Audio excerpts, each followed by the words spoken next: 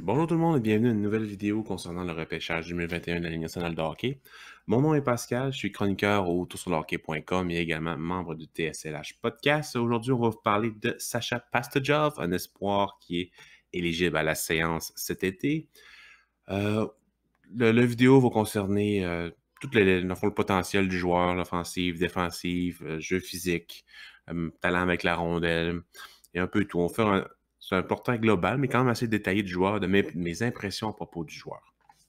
Avant de rentrer plus en profondeur dans le talent de Sacha Pastujov, on va parler de sa bio. Je vais juste faire une petite fiche de ce joueur-là. Dans le fond, il est né le 15 juillet 2003. Donc, c'est un des jeunes du repêchage. En ce moment, il a 17 ans.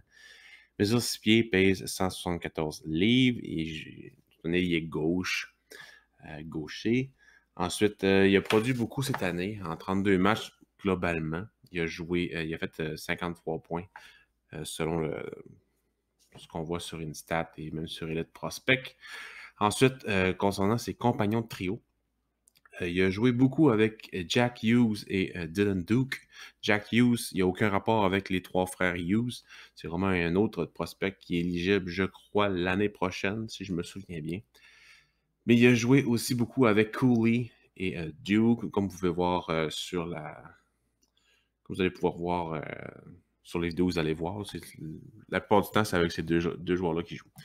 Donc, si on rentre plus en détail concernant ses talents, c'est un des. Je trouve personnellement que c'est un des gars les plus talentueux du repêchage. Pas nécessairement qu'il a le potentiel le plus élevé au niveau de l'offensive, mais ses talents, actuellement, ce qu'on voit, m'impressionne beaucoup. Que ce soit ses mains, son tir ou sa vision du jeu, je trouve qu'il est vraiment dans le tiers 1 du repêchage. Ce qui m'étrange le plus, c'est que on le voit de la première ronde, du top 15, jusqu'en deuxième ronde, selon les listes qu'on regarde. Pour moi, il est top 15, top 18 maximum. J'adore ce joueur-là. Ce que j'adore le plus, évidemment, c'est ses talents en offensive. Donc, comme je disais, il y a d'excellentes mains. Okay? C'est probablement dans les meilleures mains pour déjouer du repêchage. Oui, il est capable de traverser un joueur, de dribbler, dans le fond, de complètement le déjouer avec des mouvements avec ses poignets. Mais la plupart du temps, il va le déjouer avant de l'atteindre, soit en relance, en zone neutre ou en entrée de territoire, un peu comme Kovalev le faisait. Là, je compare pas à tous les deux joueurs, OK? Je vais juste vous montrer que, je sais pas si vous vous souvenez de Alex Kovalev, quand il montait à POC, c'est très rare qu'il allait traverser le joueur, qu'il allait faire la feinte avant d'arriver quand le joueur était dessus. La plupart du temps, la feinte se faisait 4-5 mètres avant que le contact, puis le joueur, déjà là, il était complètement hors du jeu. Que ce soit un petit mouvement d'épaule, un changement de direction, tout ça, Kovalev et Pastujov, ils l'ont. OK? C'est quelque chose de très impressionnant par rapport à ça.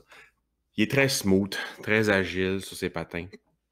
Pas le meilleur patineur, vraiment pas le meilleur patineur au niveau de l'explosion. Ça, c'est son pire défaut. Il traîne pas un piano, là, parce que des fois, il y a quand même une vitesse maximale appréciable, mais c'est très rare qui va être capable de déborder les joueurs. Ça peut arriver, mais il faut que le défenseur il manque son pivot, mettons. Il faut que tous les éléments soient là pour qu'il soit capable. Bref, c'est quand même, malgré tout, un gars très confiant avec la rondelle. Il sait ce qu'il fait. Il sait ce qu'il veut faire. L'anticipation est très bonne. Donc, de ce niveau-là, il n'y a pas de problème. Son tir, il a un arsenal assez développé. C'est pas, mettons, Cole Sillinger. Cole Sillinger, on va s'en parler au cours d'une autre vidéo, là, assez rapidement, probablement dans les prochains jours, semaines. Cole Sillinger est probablement le meilleur tireur du repêchage, mais lui, il est pas loin. C'est un des bons là, à cause de son arsenal. Il est capable de battre les gardiens de but de loin, mais surtout avec des tirs voilés. Il est vraiment habile pour utiliser le défenseur devant lui pour faire un tir pour pas que le goaler voit le release, en fond, voit le point de départ à la rondelle. Puis la plupart du temps, c'est ça que les goalers utilisent pour faire l'arrêt. Fait que des fois, c'est vraiment tannant. En offensive, il est utilisé comme souvent le fabricant de jeu, mais également comme celui qui va marquer des buts. Donc il est vraiment polyvalent à ce niveau-là. Mais la plupart du temps, c'est lui qui va décider quel rôle il va jouer. Il va se mettre dans une position, l'équipe nationale américaine va utiliser des affaires vraiment, des stratégies un peu différentes de ce qu'on voit habituellement en avantage numérique, dont 3 joueurs à 5 contre 3, mettons, là. 3 joueurs dans le haut des cercles de mise en jeu. Puis il va décider quand est-ce qu'il laisse passer la rondelle ou qu'il va la tirer. En tout cas, bref, c'est vraiment spécial ce qu'on peut voir parfois à cette équipe-là. C'est le fun parce que c'est vraiment nouveau, puis on aime ça voir ça. Puis ce qui est bien avec Das Pass to Job, c'est lui qui va contrôler le jeu. C'est vraiment lui qui dicte qu'est-ce qui se passe sur l'avantage numérique. Luke Hughes va être là, va être capable aussi, mais c'est vraiment plus Pass to Job qui va le faire. Puis vu qu'il y a des coéquipiers vraiment bons, ben, c'est un avantage numérique qui est vraiment dangereux. Ensuite, si on veut se diriger plus vers le physique, ben en fait, son deuxième défaut, comme beaucoup de joueurs talentueux, mais beaucoup de joueurs de ce repêchage-ci, surtout, ben, il n'y a pas de jeu physique à vraiment ressortir, là. Il est assez faible physiquement. Il peut se faire débalancer ou tout assez facilement par ses adversaires. Donc, pour ça, il va falloir qu'il y ait un gain de masse qui se fasse. Mais ça, c'est pas grave, ça arrive. C'est ça pour la plupart des jeunes qui ont 17 ans. Au niveau de la défensive, il est assez compétent. Il y a il y a une présence en défensive. Il y a un vouloir d'être là, d'être capable de faire le jeu pour créer le revirement.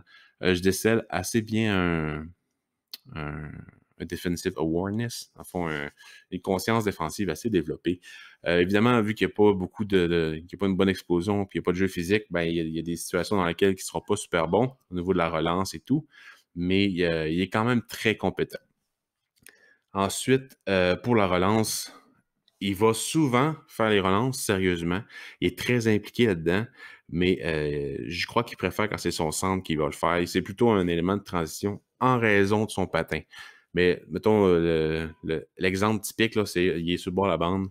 Ce défenseur va créer le revirement, va prendre la puck, va y envoyer. Lui, il va l'envoyer au centre directement. Le centre va monter à la puck, lui, il va le suivre. Le centre fait l'entrée de jeu ou il passe juste avant la ligne bleue. Puis ils vont être capables de s'arranger pour faire une occasion de marquer avec ça. Ça arrive vraiment souvent que c'est ça, sérieusement. Puis c'est bien correct parce que c'est dans ses capacités. C'est un joueur qui va être capable de s'adapter à n'importe quelle situation. Je suis pas mal sûr qu'il ferait un bon travail avec des marqueurs incroyables, avec des marqueurs compétents. Donc, personnellement, pour, mettons, le Canadien de Montréal, c'est une de mes cibles, une de mes premières cibles dans le milieu de la première ronde, entre le top 15 et le top 20. On verra où que le Canadien va repêcher, là. Mais sérieusement, moi, je le vois dans ma soupe. Puis je pense que c'est le genre de joueur que le Canadien adorerait avoir. Donc, j'y verrais pas de mal à ce qu'il se choisit assez tôt au repêchage. Donc, c'est une vidéo assez expéditive que j'avais à vous partager concernant Sacha Pastujov. C'est un joueur que j'adore.